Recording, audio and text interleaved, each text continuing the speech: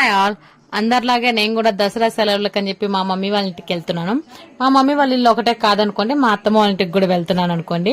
ఇంకా Anil birthday shopping చేసుకుని వచ్చి ఇంక వెంటనే రెడీ అయిపోయాము. ఇంకా ఊర్లోకి కూడా వెళ్ళాలి అని చెప్పి బట్టలు మొత్తం ప్యాక్ చేశాను.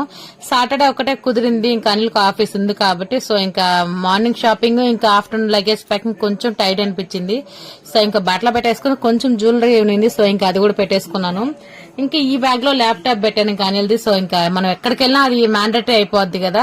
సో ఇంకా గిఫ్ట్ ప్యాక్ కూడా పెట్టేసుకున్నాను, అమ్మది నాది. ఇంకా నేను అనిల్ కి గిఫ్ట్ రెడీ చేశానని నాకు తెలిసిపోయింది, కానీ అది ఏంటి అని తెలియలేదు ఇంకా. సో అందుకు మాత్రం కొంచెం హ్యాపీ నేను. ఇంకేముంది, స్టార్ట్ అయితే అయిపోయాము. కొంచెం పొద్దుపోయింది మేము వెళ్లేసరికి, బాగా చీకటి పడిపోయింది కూడా.